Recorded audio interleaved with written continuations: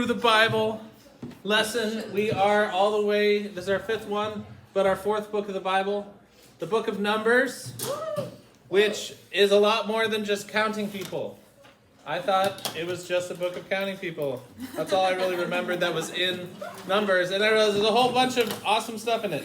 But it definitely does start with just a lot of counting. Counting all the Israelites. So, as far as where we are in the big timeline, so we're about a year after the people have left Egypt. The Hebrew people have left Egypt, and where are they camped? They've been camped kind of at the same spot for almost a year. Mount Sinai. They're at the foot of Mount Sinai. Moses has been up on the mountain to meet with God. Remember, then they did the whole calf idol worship thing, breaking the first two commandments before they even had them. And then they have now built a tabernacle and established a system of worship and sacrifices. And that was in Leviticus, like we talked about. So now they have a form of God is able to dwell among his people, and they can come before God and be God's people through sacrifices. And now they are being led. They're doing this census, and they're about to head to their promised land, the land that God has promised them. When was this land promised to the Hebrew people? Abraham. It was promised to Abraham. When Abraham left Ur and then traveled Haran and then to the Canaanite region, Abraham lived in these lands where it's just kind of modern day Israel area, Middle East, and known as Canaan then. And God said, I'll lead you, I'll give you the land that I will show you. So Abraham just took off, just started walking in the direction, and God said, these are the lands. But Abraham never owned any of the land except for, this is like super nerdy Bible Burial trivia. plot. Burial plot. Yes, he bought some land to bury his wife.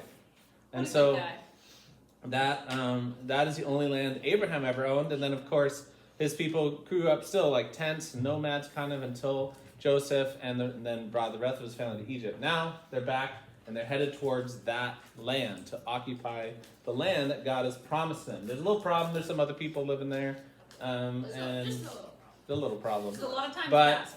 But God, well, there was people there before too when Abraham was there. But God has said, this is my land for my people. So we're going to see how that all plays out. So once again, we're taking these notes for each book of the Bible. So we start with our author and genre. Once again, we have Moses. Genre, again, is historical narrative. But we'd also put in data. Because there is just straight up data. We'll call it the census data. That's kind of a genre of literature, right? Really exciting literature. Census data. You know, like it has a place though, right? Like you may have your favorite type of genre. I like math. It's good. I like crunching numbers. The audience, once again, is the people of Israel. This is to be recorded for them. And for everyone else, okay? So for us too to look in on this, but a lot of it is, documenting the numbers. There's less law in here. There are some instructions for the Levites and stuff like that, and some like practical like dividing of the land and making camp and organizational stuff. But amid all that like data, there's a lot of actually interesting story. We're still, like I said, in the same kind of time frame, just a year later, 1450 to 1410 BC. Did he really write this over 40 years? No, it's just that's the period it came from. Yes. Okay, great. Mine says Moses wrote, like the rest before the nation of Israel entered about 100. Yes, correct. Our main characters are Moses, Aaron, Joshua, and Caleb. Joshua and Caleb now would be new characters that we're getting introduced to. They become very important, especially Joshua. But this is actually their first appearance. But they rise up as leaders. They're leaders of their tribes. And we're going to get into, they kind of identify 12 leaders. And Joshua and Caleb are two of those leaders. So, here's our main events. It starts with the section we'll call Preparing for the Journey, the first 10 chapters. So they do a census. They count all the people. There's a lot of people. And they count them. How many? This is the number of men 20 years old or older who are able to go to war. That's who they counted. They didn't count the women and children. If you got a Bible, you should all have a Bible. Open it up to Numbers so you can see this list, because I can't read it all to you. The total number. There was tribes, in the 60,000. Look at the list and tell me which was the biggest tribe. It's in chapter 1 right there. Anyone know what the biggest tribe was? I don't know. Please, the Bible. We'll pass them out. The total number was 603,550 men over 20. That was all together or in one Fighting tribe? men. Sorry. All together. Total number. And you'll see the Bible. Look at the list and tell me who is the biggest tribe. Judah. It's the tribe of Judah. 74,000. 74,000. Lion of Judah. So they counted these men, where do these 12 tribes come from? How are they divided? The Abraham sons. No, Abraham only had two sons. Jacob had 12 sons, right? Joseph was one of them. So they are divided in their clans. And notice, technically, if you combine Joseph's tribe, do you see that there's 13 there?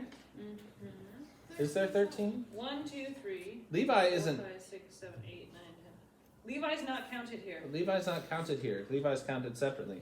So it's interesting how it plays out, because Maybe the Levites didn't fight. there's 12 sons, maybe not. 12 sons, and then 12 tribes of Israel, but Brian? it's divided.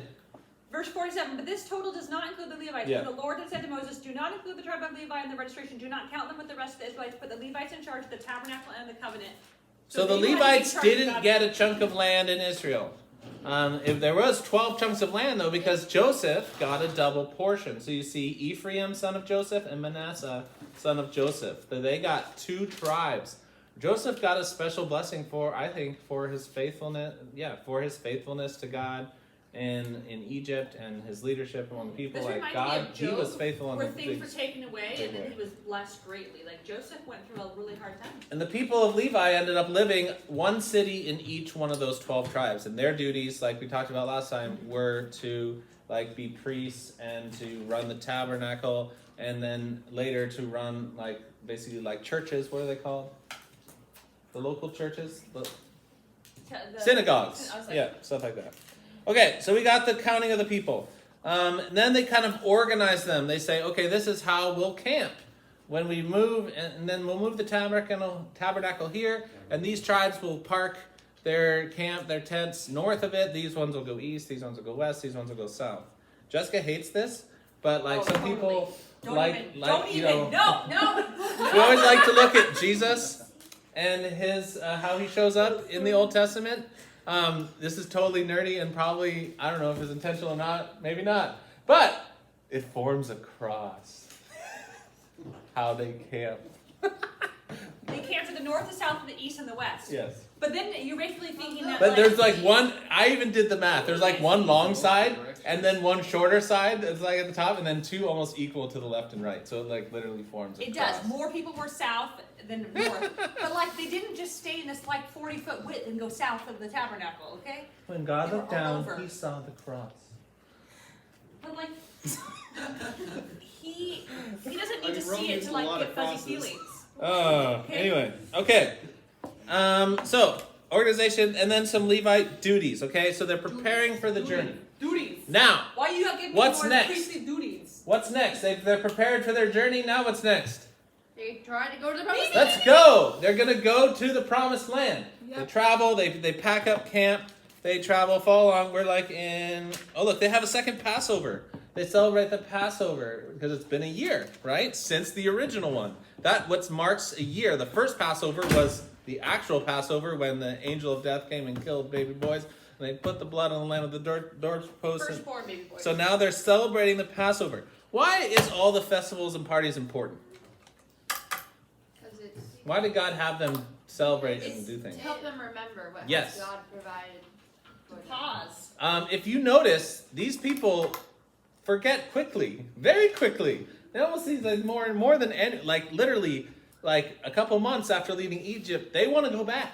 They're like, oh, we're starving out here, it's so hard, and it happens again. But anyway, there's these festivals like the Passover to remind them what they left, and there's actually really cool elements. I can't get into it. There's no time. I think Like there's bitter herbs. Like part of the meal is bitter herbs. Remember, there's time of difficulty. That slavery was hard. It's like God does a great job of helping the people remember things by using all the senses. I feel like we even have it now with like how we do communion. Remember. Yeah, communion is the same thing. It's a celebration we remember, because otherwise we might forget. Because God knows that we're dumb little people. It's like studying for a So, test. Addie, I noted to Addie that they make musical instruments, trumpets, out of silver. Does anyone play the trumpet? Where's Henry? Didn't Trevor's play such a no? He played trombone. Oh, trombone's awesome. You should play more. That was a cool part. I hated it so much. So, once again, the Israelites leave Sinai, and almost immediately, what are the people doing? Are they happy to go? They complain. They're complaining. This time they're complaining They want meat. It's like about their manna. hardships, and they want meat. They're like, in Egypt, even though they were slaves, worked 7 days a week, and were treated terribly, they gave us meat. And I just remember this one thing, like hindsight, like the grass is always greener on the other side, even to slavery. So basically, what have they been eating this whole time? Manna. Bread. Manna. What is it? And What is it? Literally in Hebrew, Yeah. manna means, what is it? We don't. Anyway, they didn't know what it is. So they complain to Moses, and they they're like, this stuff is gross, even though it just falls from the ground every day. It's free. They still complain. I feel Look like at this. It paused. describes it a little bit. The manna looked like small coriander seeds, and it was pale yellow like gum resin. The people would go out and gather it from the ground. They made flour by grinding it in the hand mills or pounding it on mortars. They boiled it in a pot and made it into flat cakes. They had cake every day, guys.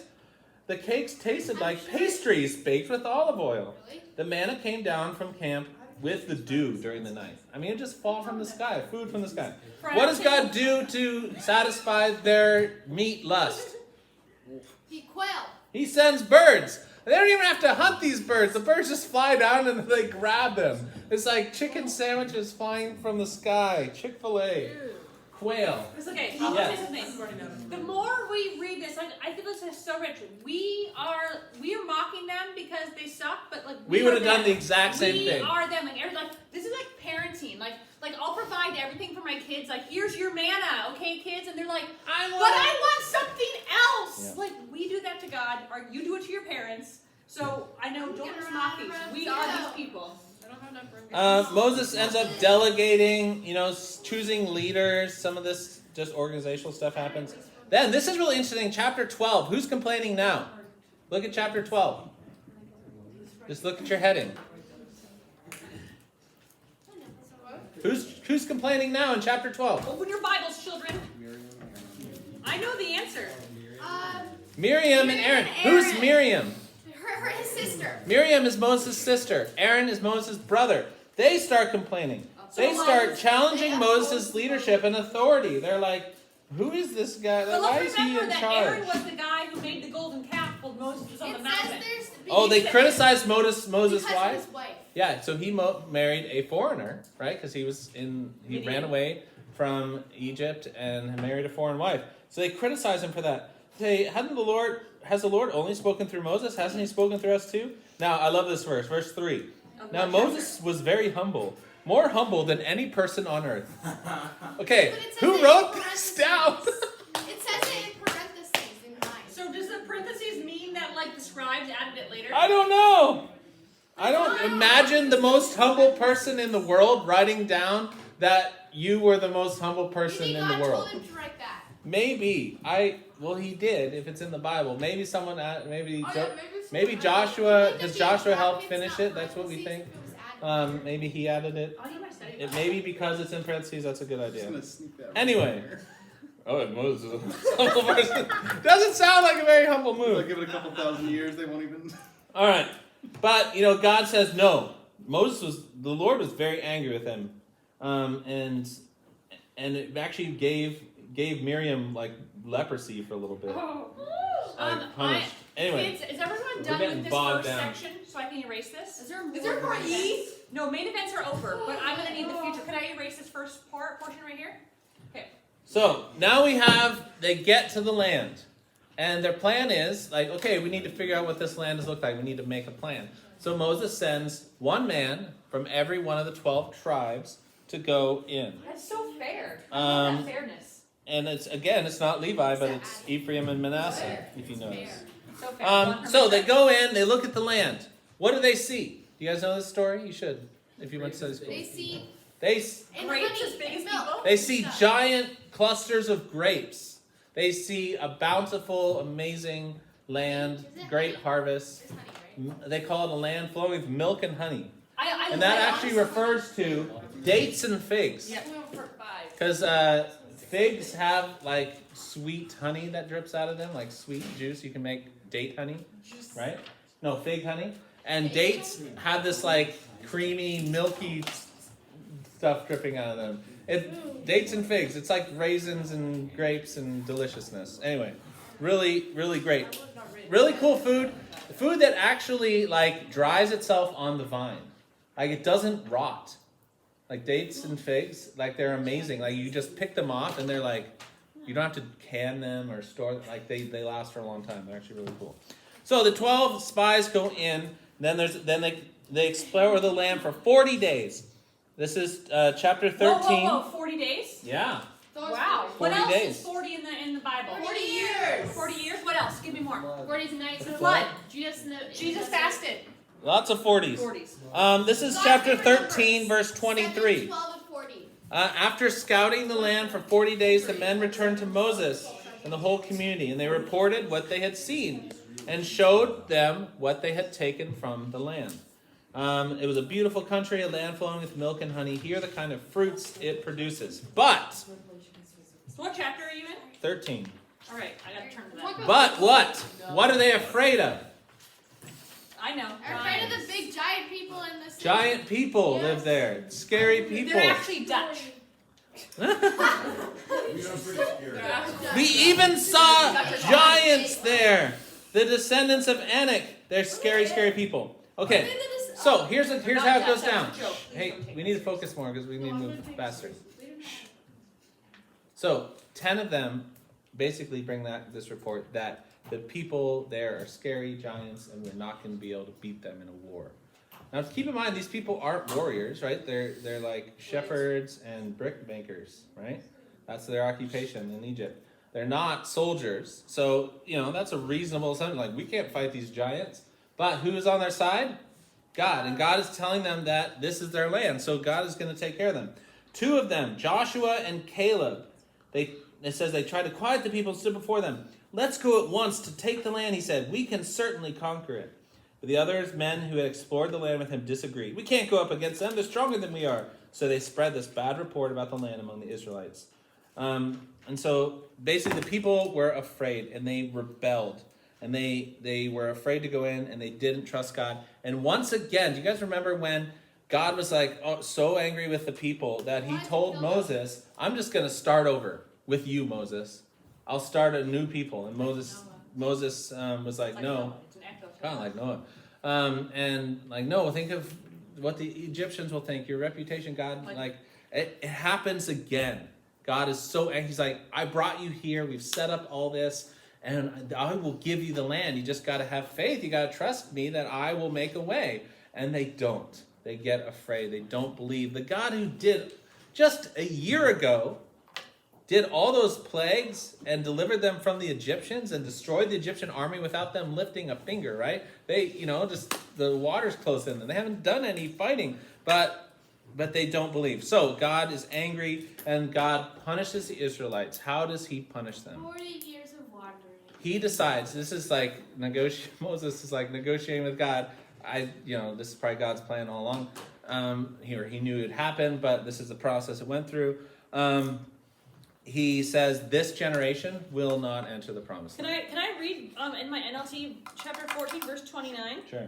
You will all drop dead in this wilderness because you complained against me. Every one of you who is 20 years old or older. So all the people that counted. Wow. How many men is that? A lot of 600,000 men are going to die.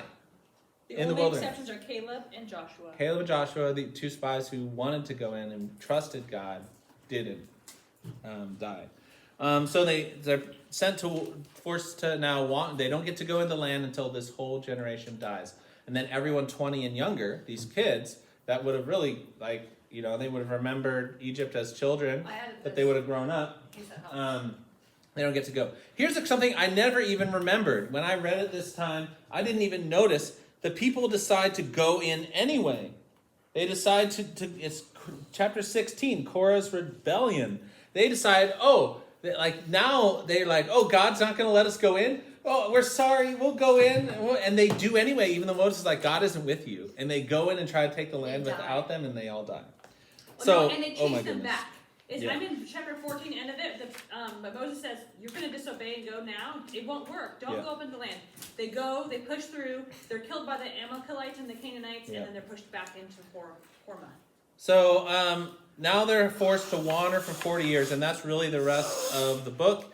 They are wandering in the desert, and some things happen there. We don't have a lot of time, so I'm just going to hit them real quick, kind of our bullet points.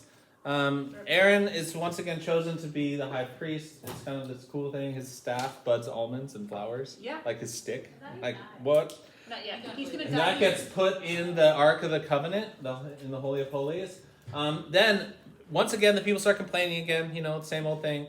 And they want water. They're thirsty this time. This part. And God says he had before spoken to the rock to make water. Hit the rock with his stick. This time, Moses is angry at the people complaining again. God says, speak to the rock. Moses disobeys and hits it twice. And water still comes out.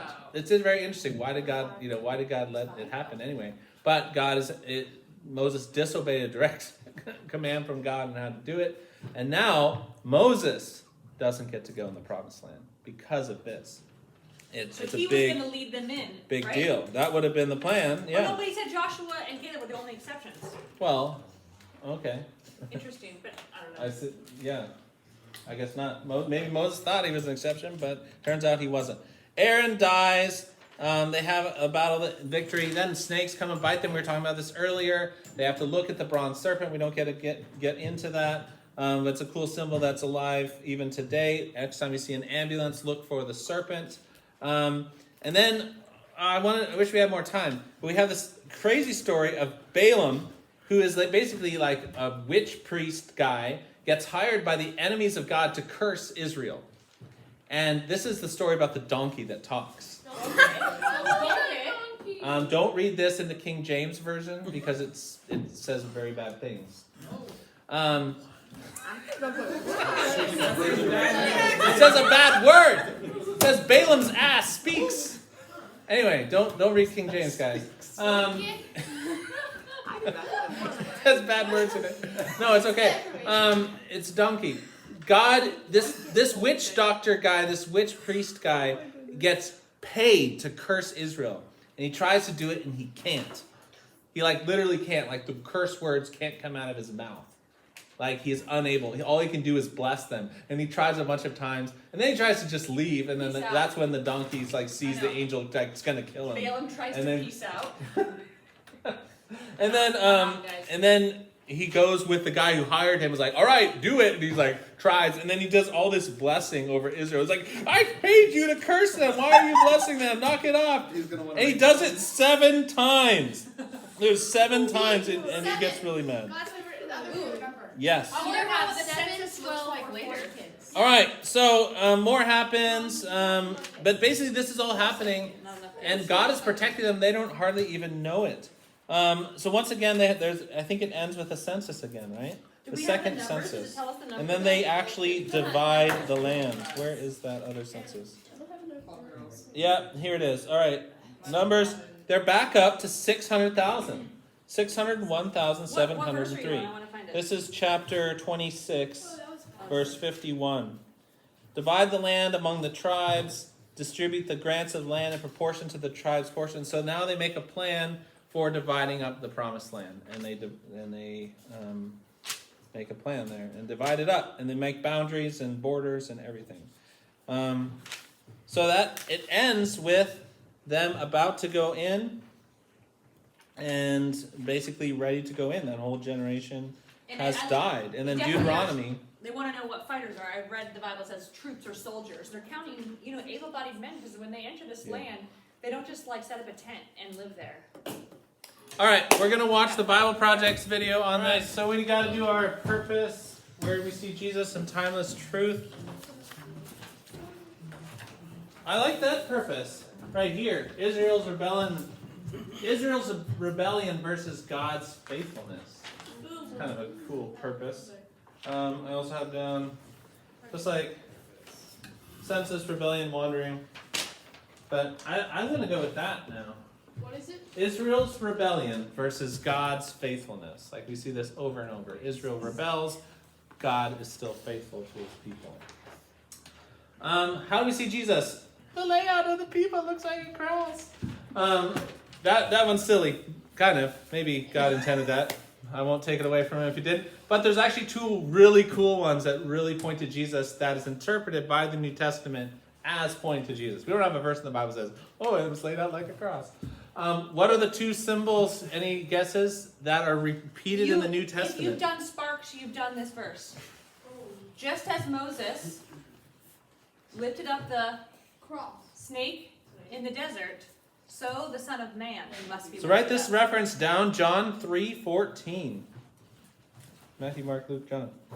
John 3:14. Just as Moses lifted up the serpent in the wilderness, so the Son of Man must be lifted up.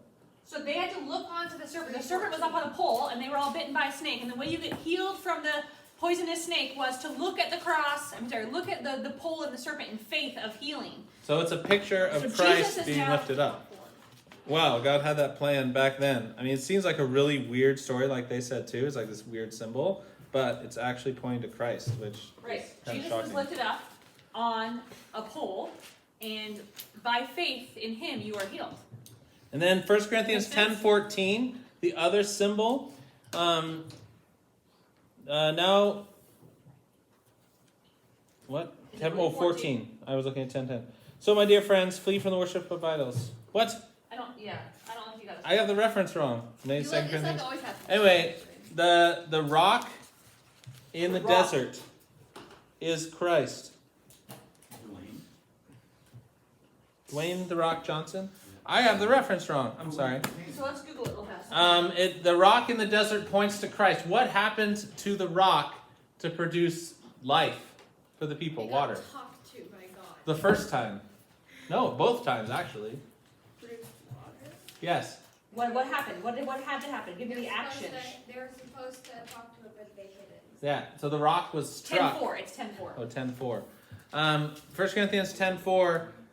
The rock was struck just like Christ was struck, punished for us, and then we got life out of the rock that got struck, which is Jesus. So it's another picture of Christ in the Old Testament there. It's kind of cool. And then the NIV says, and they drank the spiritual drink, for they drank from the spiritual rock that was accompanying them, and that rock was Christ. So they was talking about the people wandering and how they drank from the rock, and then Paul says in 1 Corinthians that Jesus is that rock. And verse 5, yet God was not pleased with most of them, and their bodies were scattered in the wilderness. Oh. That's what just happened. Boom. That's from the New Testament. That's from Corinthians. Bodies All right. scattered. Two pictures of Christ from this chapter, which are pretty cool. Layout of the camp. You don't have to put that. It's silly. Could be. Mom doesn't like it. I could be wrong, and then it'd be bad that I'm not telling you. Layout of the camps equals cross. What's the timeless truth? What's one thing we can pull out of this chapter? Sorry, this book Don't that rebel. don't rebel. Don't rebel. Trust God. God is gonna You could be do the warning. warning thing. God is faithful, but too he long. will. God is faithful? God is faithful, but he will still. We will still face consequences of your. Yeah. When we're bad, we face consequences. Really, besides maybe God wanting to start over with Moses, like I just feel like this is such a parenting moment. Like this is what we do every day as parents, like as relational parents here. Yeah. But you constantly provide this for your kids, and they whine about it. and you tell them to do something and they don't do it right. And like, but And God nothing's is right. Nothing. and God is continually saying, you can do this. I will be with you. And they have You no will be idea okay. what's really happening. Like the people of Israel had no idea the whole Balaam thing was going on, and God is here protecting them, and they just have no idea. I mean, that is a picture of Did children. God tell Moses? It must have, yes. We could do kind of like the Israel's rebellion versus God's faithfulness, or something kind of like God will always protect us, but He will also punish us. Yeah, Just- I mean, What did that you is a do? really good picture of the consequences of their sin, right? God's plan still happens. The people of Israel get to go in, but there It's are not consequences. It's a whole Like generation if of you people rebel that from don't. God, They're you might children. miss out on the blessing He has for you. Yeah. Like them. Like they missed out on the blessing of the promised land and they had to wander for 40 years. So let's not rebel against God. Let's not miss The out one on we the came blessing. up with last time, 6 years ago, was don't doubt God. Faith conquers fear. Oh, that's. The difference between Caleb and Joshua when they went into the promised land is they just believed God was bigger. Like they saw the exact same giants, they saw the same fruit, but they believed in God's provision and protection of them to enter. Yeah. So it came down to who they had faith in. And the other 10 spies put their faith in themselves. And they're And it like, wasn't we enough. can't do this. God is Trust God with His plan. If it's His plan, He'll make it work. That's it. That's kind of Numbers.